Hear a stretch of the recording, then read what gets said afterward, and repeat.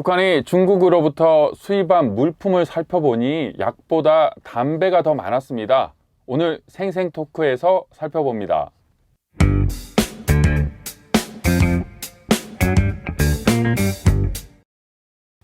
미국의 수도 워싱턴에서 매주 전해드리는 RFA 자유아시아 방송의 생생토크입니다.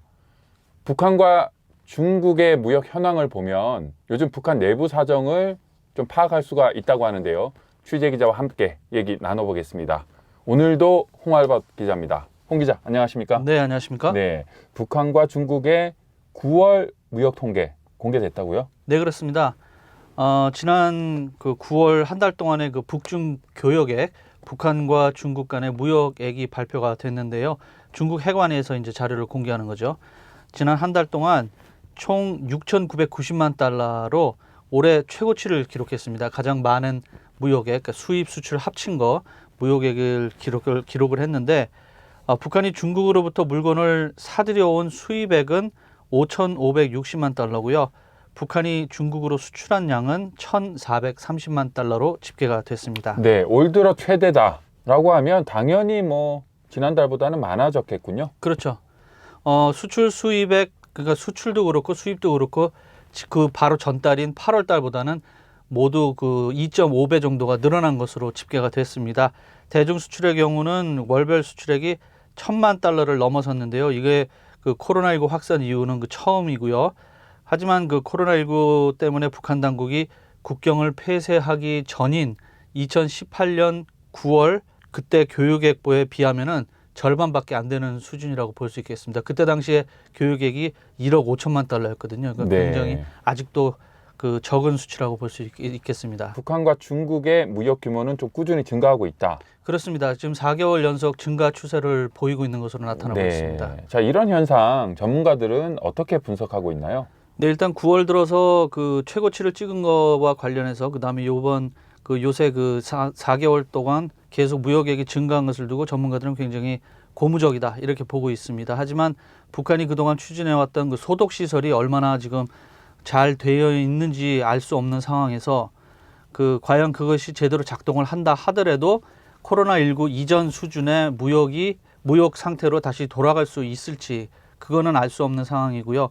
그 다음에 또 하나의 요인은 백신 접종 프로그램, 이게 지금 북한에서 얼마나 작동되는지 알 수 없지 않습니까? 지금 백신이 들어간다는 얘기는 있지만은 과연 들어갔는지 안 들어갔는지도 알 수 없는 상황이고 해서 이러한 저조한 수준의 그 교육은 당분간 유지될 것으로 보고 있습니다. 네. 예.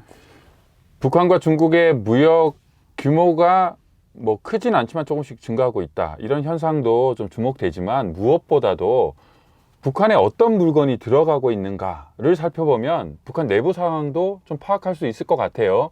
네, 9월 들어서 품목이 굉장히 늘어났습니다. 그런데 눈에 띄는 것은 바로 담배입니다. 담배 자체를 수입했다기보다는 잎담배와 그다음에 담배를 만드는 데 필요한 재료 이런 것들이 많이 이제 수입이 됐는데요. 북한이 중국으로부터 수입을 많이 했는데 그 액수만 해도 935만 달러에 달합니다. 굉장히 많은 수치죠. 이 수치가 전체 수입량에, 그러니까 북한이 중국에서 들여온 물건 전체 총액의 5분의 1에 해당하는 양이죠. 담배가. 그게 굉장히 많다고 할 수 있겠습니다.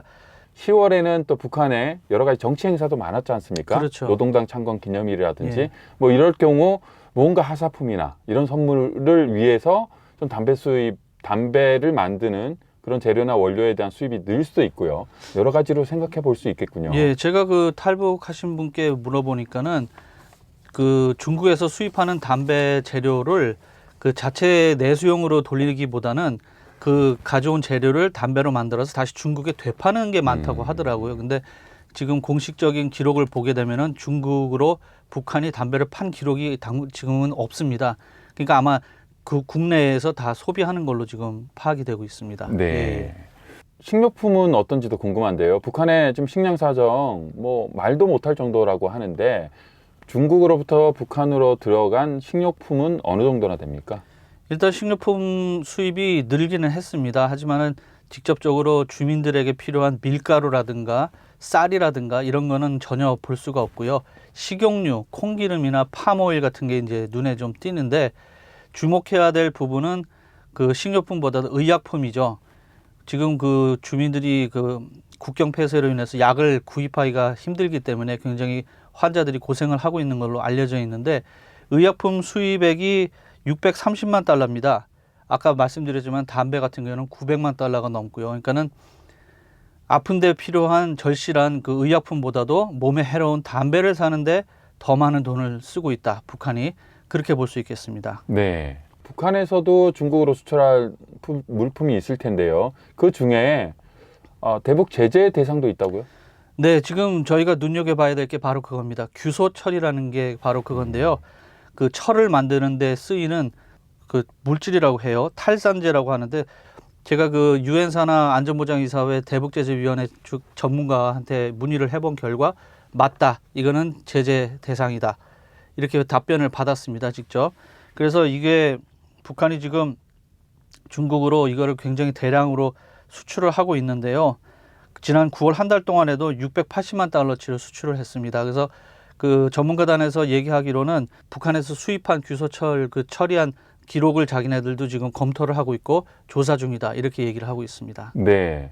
자, 유엔 안보리 산하 대북제재위원회 전문가단에서 그런 내용을 파악했고 조사 중이다라고 했다면 유엔 대북제재위원회도 북한과 중국 사이에 거래에서 대북 제재 위반 품목들이 좀 있다라는 걸 알고 있다는 거군요. 예, 알고 있으니까는 이제 조사를 한다고 한 것 같습니다. 네, 앞으로 어떤 뭐 제재 위반에 대한 조치가 나올지도 좀 살펴봐야 되겠군요. 네네. 네. 그동안 생생토크 많은 관심을 가져주시고 사랑해주셔서 감사합니다. 한 주에 북한과 관련한 가장 핫한 뉴스를 취재기자와 얘기 나눠봤던 생생토크 오늘로 마지막입니다. 다음 주부터는 새로운 모습으로 새로운 프로그램으로 여러분을 찾아뵙겠습니다. 많은 관심 부탁드리겠습니다. 자, 오늘 홍알복 기자 수고 많았습니다. 네, 수고하셨습니다.